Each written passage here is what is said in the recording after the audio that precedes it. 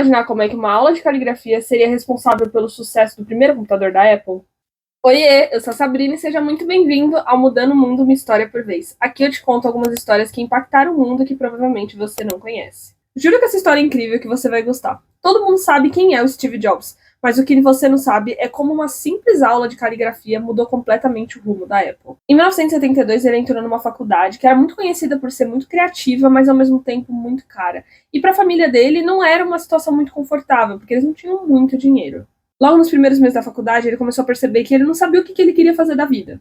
E isso fez com que ele sentisse que as aulas também não fizessem sentido, tirando o fator financeiro, que os pais estavam investindo todas as economias para a faculdade dele, e ele não estava vendo muito sentido. E assim, ele sempre foi uma pessoa muito curiosa e sempre gostou muito de aprender, mas não fazia sentido aquelas aulas para o que ele queria construir. E depois de um semestre, ele decidiu largar a faculdade. Mas aí é que tá, ele não saiu por completo da faculdade. Ele continuou no campus da faculdade, mas sem estar matriculado, sem um quarto e muito menos sem dinheiro. Mas aí a pergunta é, como é que ele fazia isso? Ele pediu para que alguns amigos deixassem ele dormir no quarto, no chão mesmo, e aí ele juntava algumas garrafas de Coca-Cola pelo campus para ter dinheiro para almoçar e para jantar. E era uma vida totalmente improvisada, mas aí é que tá, ele nunca deixou de assistir às aulas da faculdade. Só que ele assistia como ouvinte, e ele só assistia às aulas das matérias que chamavam a atenção dele. Então ele fazia isso totalmente por curiosidade, porque não tinha provas, não tinha obrigação, não tinham trabalhos e muito menos pressão para passar nas matérias. Entre essas aulas, uma delas, que era muito reconhecida no campus, era de caligrafia. E foi exatamente nessa matéria que ele aprendeu que fazia uma fonte ser visualmente bonita.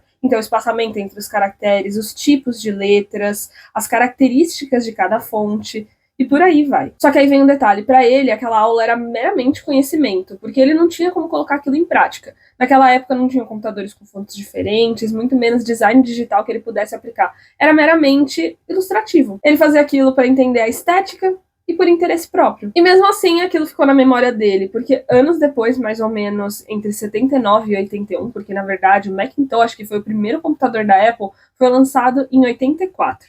E foi nesse lançamento que ele colocou em prática exatamente o que ele aprendeu naquela aula. Naquela época, os computadores não tinham fontes diferentes e também não se importavam com a aparência, coisa que a Apple sempre prezou. E quando o Macintosh veio, ele veio totalmente diferente do que o mercado esperava. Ele chegou com diversas fontes, espaçamento proporcional, um design totalmente diferente e trouxe o que faltava no mercado: estética. E ele foi o primeiro computador a tratar o texto como algo visual e não somente funcional. E fez com que outras marcas, como a própria Windows, copiassem o trabalho dele. E toda essa história que eu te contei agora foi contada pelo próprio Steve Jobs em 2005, em um discurso dele. E o que ele aprendeu naquele momento foi que, por mais que ele estivesse aprendendo algo que ele não visse utilidade, no futuro ele conseguiu colocar em prática. E foi aí que ele disse uma frase extremamente famosa dele: você não consegue conectar os pontos olhando para frente, você só consegue conectá-los olhando para trás. E eu não quis te contar essa história para falar sobre a tecnologia ou inovação da Apple desde o começo, mas sim pra gente refletir como coisas muito aleatórias e que parecem até inúteis no momento podem fazer sentido lá na frente. Porque sabe aquele seu hobby ou até assunto que você se interessa que não tem nada a ver com a sua formação ou trabalho atual? Ele pode ser muito útil pra você um dia e você nem imagina. Eu sei porque eu também sou assim, eu às vezes quero saber o porquê e como eu posso aplicar o que eu tô aprendendo naquele momento. Pra saber se aquilo faz sentido, se tá me levando pro caminho certo, se eu vou ter utilidade no futuro. Só que o problema é que nem todo aprendizado funciona assim, tem coisas que você não consegue aplicar no agora, ou muito menos trazer um resultado visível.